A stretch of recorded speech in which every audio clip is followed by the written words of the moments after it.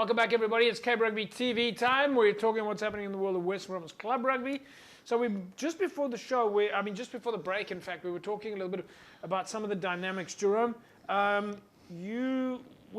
before we go into some of the other dynamics, because there's so much I need to ask you about, we were just talking there about the difference between the league structures and the Varsity Cup and the Varsity Shield. And Alistair's talking there about having to manage also spoke about managing the players, etc., etc. The coach's life, the life of a coach or even a manager today, completely different to where we were 10 years ago. Yeah, like I think the way the club, especially clubs now, the way it goes, it's almost like a full-time job because you have so many players to manage and it's so competitive, and then everybody is doing, even the lower leagues, when you speak to coaches, they're getting these players in, and they're getting experienced players in Super C now. So it's become tougher. It's not only Super B and Super A, it's actually down there now if you hear the coaches. So it is very tough, and it's almost like you said, it's almost become a full-time job now.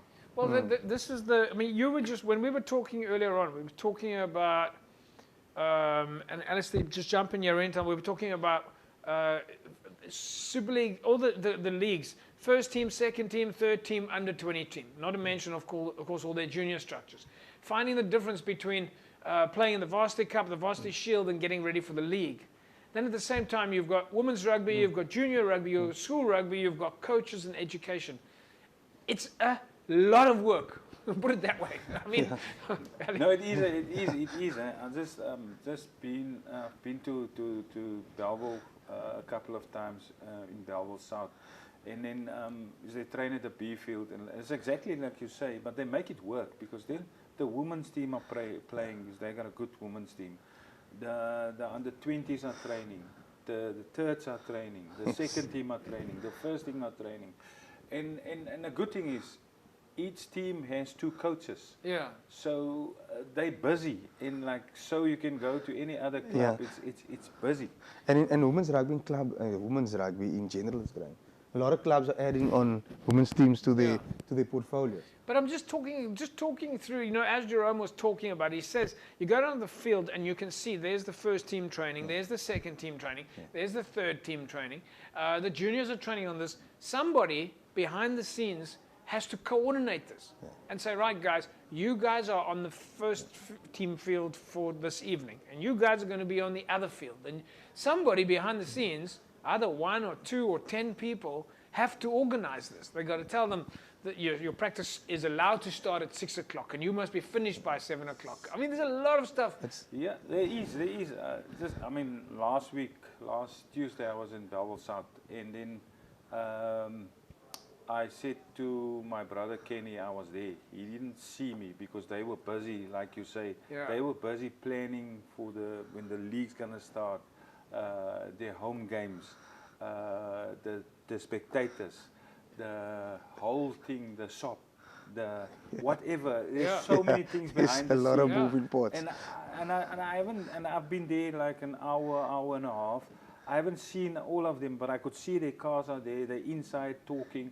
And I mean, it must be the same at all the clubs. So it's it's not just going into play rugby, like you say. Yeah. It's a big organization, and there's a lot of people behind the scenes working. Just going to that, Alistair, if behind the scenes, like Jerome was saying, if your admin behind the scenes is not working, and this is why that leadership structure is so important, if your admin machine, then probably your second team is not going to get a practice. Yeah. Or maybe you're not going to end up getting strapping for your club, or 100%. So you need that admin or that executive to be strong. And everybody, whoever's running whatever department, to make sure that they're running it efficiently. Yeah. But just besides managing the players, there's coaches that need to be managed as well, and then team managers that needs to be managed. So it's a full-time. There's a full-time thing. So do you think we are in this space now? Because I've always said, you don't need directors of rugby. I mean, I've got this thing that clubs don't need directors of rugby. You need a good executive committee and good coaches and dedicated people. And this director of rugby story doesn't really fly with me, but it is happening. Yeah. Is it time for someone like me to change my mind? Am I wrong? Is it time? from my perspective, I just think it depends how the club is run. I think that's how the club is run. If there's a good executive, you might not need, because the head coach can head up the rugby program. Yeah. You know, straight through. But I don't know. I think there is a space for director of rugby, but the thing is, the clubs or maybe the guy who think he's the director has got it wrong. Because Jake White is the director of rugby. John Dobson is director of rugby, but they coach. Yeah. So I think the guy that's director of rugby, so he mustn't coach. Yes. He is director rugby program. Director program. But probably if you've got a club with 2 teams, you don't really need a director of rugby. If you've got 27 teams, you need a director. Probably then you need a CEO. But Jerome, we wanted to show you some of the women's rugby because we want to talk to you about some of the success. This was last week's game, Rocklands and False Bay. I think you're going to enjoy this.